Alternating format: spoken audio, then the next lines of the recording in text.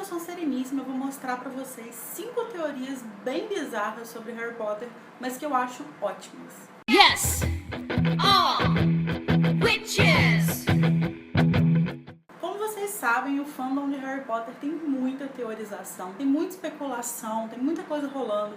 E isso aconteceu por muitos anos, né? O primeiro livro foi lançado em 97 e o último em 2007. Entre o quarto livro e o quinto, a gente teve um espaço de 3 anos. Entre o quinto e o sexto foram mais 3 anos, se eu não me engano. Então as pessoas que acompanharam o lançamento dos livros tiveram muito tempo para conversar, para teorizar, para falar: fulano morreu? Acho que fulano não morreu, acho que fulano vai voltar. Eu ficava literalmente horas na frente do computador, lendo teorias, contribuindo com teorias, e muitas delas vieram a se confirmar. Foi o caso do Snape. Assim que saiu o sexto livro, as pessoas começaram a teorizar que ele era um espião, que ele não era um comensal de verdade. E há muito tempo já se falava no fandom que ele com certeza ia morrer como uma forma de salvar o Harry. Por fim, foi isso mesmo que aconteceu. Então, a gente teve muito tempo, muita coisa surgiu, muitas ideias. E muitas dessas teorias são totalmente nada a ver. Tipo, não. Algumas delas foram, inclusive, negadas pela própria Rowling, falando: não, isso não aconteceu. Mas a questão não é essa. A questão desse vídeo não é falar que uma teoria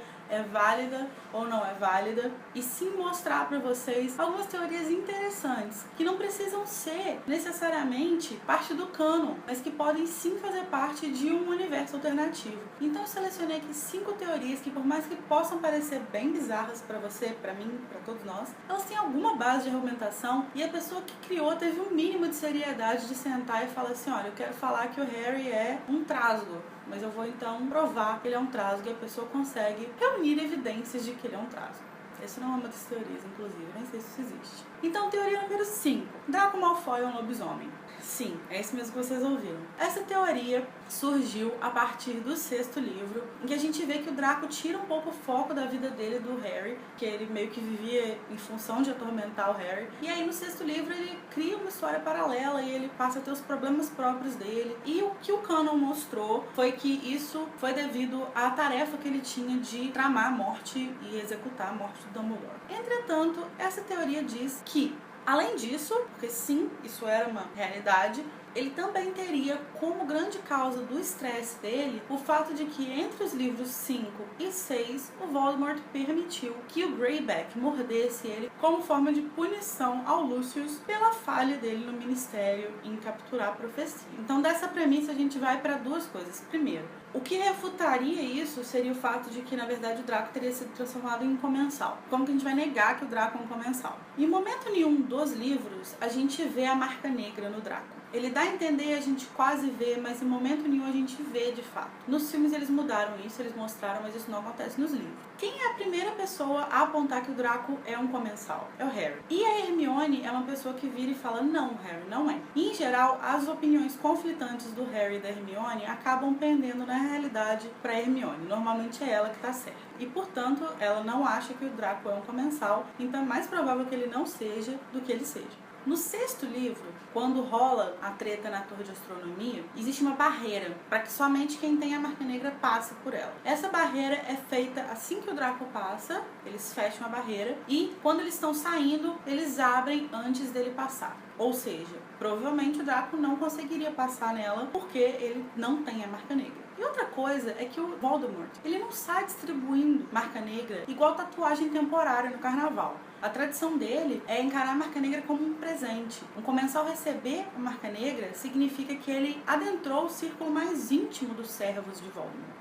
Então, o Draco não só é um menino de 16 anos, como ele também é filho do cara que, tipo, fudeu tudo agora. E aí eu vou chegar e dar uma marca negra pra ele? Isso não faz sentido. Bom, então se ele não é um comensal, o que ele é e o que está causando toda essa mudança nele? A gente vê durante todo o sexto livro que o Draco tá com uma aparência doente, ele tá com uma aparência debilitada. E uma coisa interessante é que o Greyback, ele é introduzido pra gente como uma pessoa que age punindo os outros. E como que funciona essa punição dele? Em geral, ele parte de uma pessoa que cometeu um erro e ele pune aquela pessoa atingindo os filhos dela. É isso que aconteceu com o Lupin, por exemplo. E uma outra coisa é uma piadinha que o Voldemort faz no sexto livro, quando eles estão na mansão Malfoy. Ele comenta que a Tonks se casou com o Lupin Se vocês não se lembram, a Tonks é prima do Draco. E aí o Voldemort fala, talvez você, Draco, possa cuidar dos filhotes. Também tem aquela história que eu já até mencionei aqui em outro vídeo, em outro contexto, que em determinado momento a Rowling mencionou que ela viu coisas no terceiro filme que ela não tinha colocado no terceiro livro, mas que encaixaram de certa forma com a história que ela ia contar no resto dos livros. Em determinado momento no terceiro filme, na aula de defesa contra as artes das trevas, o Draco faz uma piadinha em uiva. Então isso poderia ser um vislumbre do futuro dele. Isso também seria interessante com relação ao arco da família Malfoy. A família Malfoy é uma família conhecida por ser não só sangue puro, mas também muito tradicionalista, muito conservadora. E eles são muito defensores do sangue puro. E seria muito interessante para o arco deles que algum deles fosse transformado em mestiço. A quarta teoria é de que Dumbledore representa a morte. Se vocês não lembram, lá no Conto dos Três Irmãos, que está no livrinho dos Contos de Biddle-Bardo, a gente tem 4 figuras principais. A morte, o primeiro irmão, o segundo irmão e o terceiro irmão. Vocês já devem ter visto por aí algumas analogias que ligam os 3 irmãos a determinados personagens da série de acordo com o arco que eles desenvolveram nela. Então, o primeiro irmão, por exemplo, seria uma representação do Voldemort, já que ele foi aquele que morreu por sede de poder, assim como o primeiro irmão que pediu a varinha como uma forma de derrotar qualquer inimigo. O segundo irmão, que foi quem pediu a Pedra da Ressurreição e acabou morrendo por causa disso, seria uma representação do Snape, que também morreu como uma forma de espiar os erros dele com a pessoa que ele amava. O terceiro irmão seria o Harry, que é aquele que no final do 7º livro aceita a morte, assim como o terceiro irmão, que na velhice tira a capa da invisibilidade e aceita a morte e cumprimenta ela como uma velha amiga. Aí a gente tem então 3 personagens, 3 irmãos. E aí fica faltando então a morte. Quem seria a morte? Bom, o Dumbledore, ele tem a varinha das varinhas, que é o que o Voldemort cobiça. Ele é quem manipula o Snape de acordo com o que ele sentia pela Lily pra conseguir levar os planos dele até o fim. É ele quem dá a capa de invisibilidade pro Harry no primeiro livro. E além de tudo, é ele que o Harry cumprimenta. Quando ele aceita a morte e ele leva o Avada Kedavra do Voldemort e ele vai para um limbo, quem ele cumprimenta como um velho amigo é o Dumbledore. Ele que tá lá para receber ele. Então a teoria seria de que nessa comparação o Dumbledore representaria a morte. O melhor dessa teoria é que além dela ser bem bonita, ser bem metafórica, ela também é aprovada pela J.K. Rowling. Uma vez perguntaram para ela no Twitter qual era a teoria favorita dela e ela disse que era essa, não só porque encaixava, mas porque era linda. A terceira teoria, e eu já mencionei ela aqui, é de que as Horcruxes são criadas através de canibalismo. O que a gente sabe sobre a criação de uma Horcrux? A gente sabe que ela envolve o assassinato, um feitiço e um ato terrível. Esse ato é tão terrível que o Slughorn não tem coragem de falar nele, a Hermione não tem coragem de falar nele e a Rowling não fala pra ninguém. Ela só falou sobre o que acontece com o editor dela e ele ficou enjoado, o que indica que deve ser uma coisa bem pesada, já que a série tem outras coisas bem passíveis de causarem enjoo.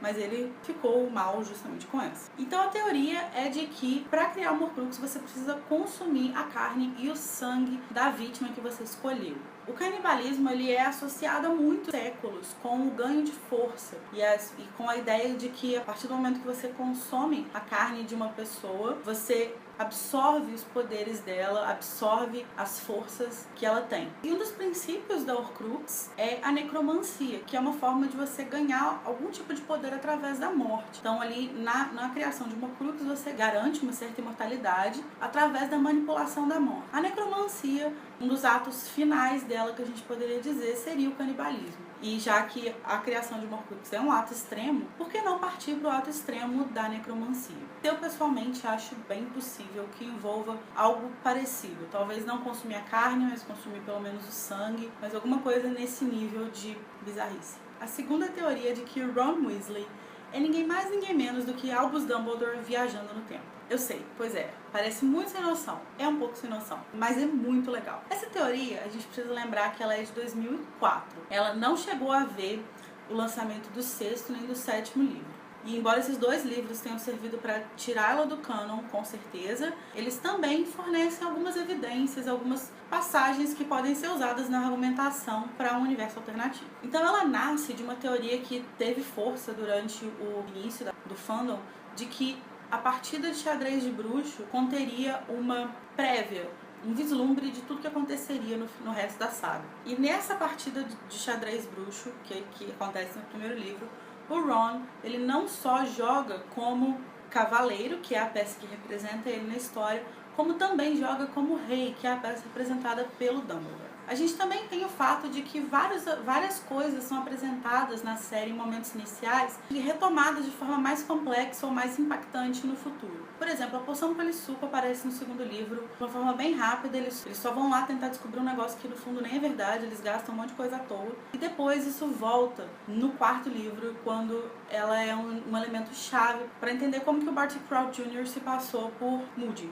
No segundo livro também aparece a ideia de Parselton, ou seja, de fidiglossia, e isso vai retornar no quinto livro, quando a gente vê a conexão entre o Harry e o Voldemort. No início do primeiro livro, a gente é apresentado a ideia de animagia, como quando a McGonagall vigia os Dursley na forma de gato dela. E isso volta no terceiro livro, de forma muito impactante, muito importante para a história. Então, no terceiro livro, a gente tem a introdução de uma coisa, que é o Vira-Tempo. E isso não é retomado no quarto nem no quinto livro. Então, a ideia de que o Vira-Tempo teria um papel mais importante no futuro. E teve, né? Só que em Cursed Child. Além disso, a aparência dos dois é muito semelhante. A descrição dos dois menciona um nariz longo. Ron é ruivo. Dumbledore, a gente descobre também no segundo livro que ele era ruivo também. A cor do olho deles é semelhante. Em determinado momento, Dumbledore fala que ele tem uma cicatriz no joelho. E no terceiro livro, o Ron sofre um ferimento no joelho porque o Sirius pega ele. E o Dumbledore, ele sabe de tudo. Tipo, ele sabe o que o Ron viu no espelho, ele sabe dos plots, ele sabe de tudo que vai acontecer e dessa forma que ele manipula tudo. E uma forma de saber tudo isso seria o fato de que ele, no futuro, voltou no tempo como uma forma de auxiliar o Harry nessa jornada dele, que ele teria aí ao longo dos 7 livros. E a primeira teoria, que é a minha favorita, é a mais triste, é a mais pesada, é a mais séria, é a de que nada disso aconteceu. O Harry, a vida inteira, sofreu abusos e, de certa forma, isso afetou a saúde mental dele. E ele criou uma realidade alternativa para ele poder conviver com os problemas dele. Dessa forma, os pais que são abusivos e que ele nunca conseguiu amar não seriam os pais, seriam os tios. E os pais verdadeiros que ele amava, que cuidavam dele, que amavam ele de verdade, teriam morrido. Além disso, se a gente olhar para toda a série, o fato dela ser centrada nele, de tudo ser ele vai pro torneio tribruxo, ele tem uma profecia, ele é uma Semi-Crux, ele é perseguido, ele não sei o que, ele é sempre o centro de tudo. Isso é um comportamento recorrente em pessoas que têm algum tipo de distúrbio psicológico de criação de outras realidades. Então, ele teria imaginado tudo como uma forma de viver com a realidade dele que não era agradável, que era abusiva, que era terrível para ele. Então, ele criou tudo isso. Essa foi a forma que ele encontrou de lidar com esses problemas. Esse foi meu top 5 de teorias bizarras que eu acho muito legais. Sejam elas possíveis de ser provadas no canon ou não, o que importa é que elas são legais, são interessantes e são bizarras. Se você tem uma teoria bizarra favorita, deixa aqui nos comentários, vamos conversar um pouquinho sobre elas. Eu vou deixar aqui no box de descrição os links de todas as teorias que eu mencionei e eu vejo vocês no próximo vídeo. Infinito Encantado!